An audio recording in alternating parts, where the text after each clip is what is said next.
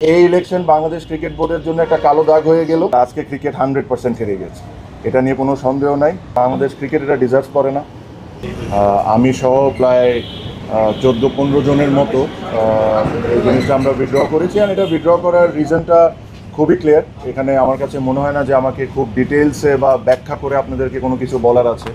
আমি শুরুর থেকে একটা কথা বলে আসছি যে ইলেকশনটা কোন দিকে যাচ্ছে বা কিভাবে হচ্ছে, এই জিনিস নিয়ে আপনারা সবাই এখন ক্লিয়ার।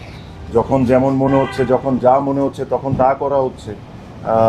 এটা এটা আসলে ইলেকশন না, এটা ইলেকশন না। আর ক্রিকেটের সাথে এই জিনিসটা কোনো দিক থেকেই মানায় না। আপনারা আই এম শিওর যখন ইসি তালিকা দিবে যে আজকে কারা কারা উইথড্র করেছেন, তাদের নামগুলো আপনারা দেখলেই বুঝতে পারবেন যে তারা সবাই তাদের জায়গা থেকে হেভি ওয়েট, তাদের ভোট ব্যাঙ্কও ইজ ভেরি স্ট্রং। এটা হলো আমাদের একটা ওয়ে অফ প্রোটেস্ট, যে এখান থেকে এসে যে এই নোংরামির পার্ট আমরা থাকতে পারবো না। এখানে ধরেন বিভিন্ন ধরনের বিভিন্ন সময় অনেক ধরনের কথা বলা হয়েছে, but end of the day আমার কাছে মনে হয় যে এই নোংরামির সাথে আমরা কোনো দিক থেকে কোনোভাবে পার্ট রাখতে পারবো না। আর সেকেন্ডলি আমি একটা জিনিস সবসময় বলছি, বাংলাদেশ ক্রিকেট এটা ডিজার্ভ করে না, বাংলাদেশের ক্রিকেট ফ্যানরাও এটা ডিজার্ভ করে না।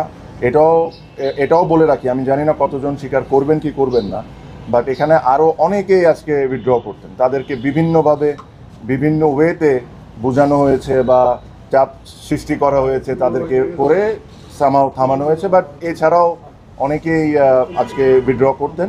তাও 15 জন যদি আজকে করে থাকেন, যদি আমি রাইট হয়ে থাকি, এটা একটা সিগনিফিক্যান্ট নাম্বার। অলমোস্ট 50% আপনার উইথড্র করে রয়েছে।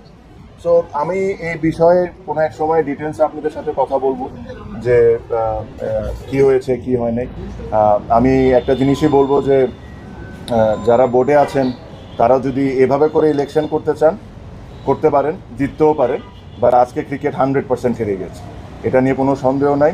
আপনারা বলেন বড় গলায় যে বাংলাদেশে ফিক্সিং বন্ধ করা লাগবে, আগে ইলেকশনের ফিক্সিং বন্ধ করেন, পরে ক্রিকেটের ফিক্সিং বন্ধ করার চিন্তাটা করি। সো আমার এর চেয়ে বেশি কিছু বলার নাই। আমার কাছে মনে হয় যে এটা স্পষ্টভাবে ক্লিয়ার সবার কাছে, কারা কারা কোন সময় কারা কারা কোন ধরনের ইনভলভমেন্ট এখানে রেখেছেন, কী ধরনের ইন্টারফারেন্স হয়েছে। নিয়ম ইচ্ছামতো সুবিধার মতো যে সময় দরকার ওই সময় চেঞ্জ করা হয়েছে। আর এর সাথে কারা কারা জড়িত একদম স্পষ্টভাবে ক্লিয়ার। আমি এর চেয়ে বেশি আর কোনো কথা বলবো না, বাট ইনশাল্লাহ ভবিষ্যতে আমি এটা নিয়ে অবশ্যই কথা বলবো।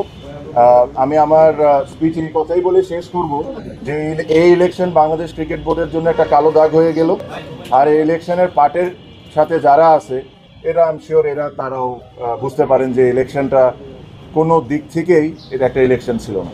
So thank you. আমার তরফ থেকে আমার এর চেয়ে বেশি আর কোনো মেসেজ দেওয়া নেই।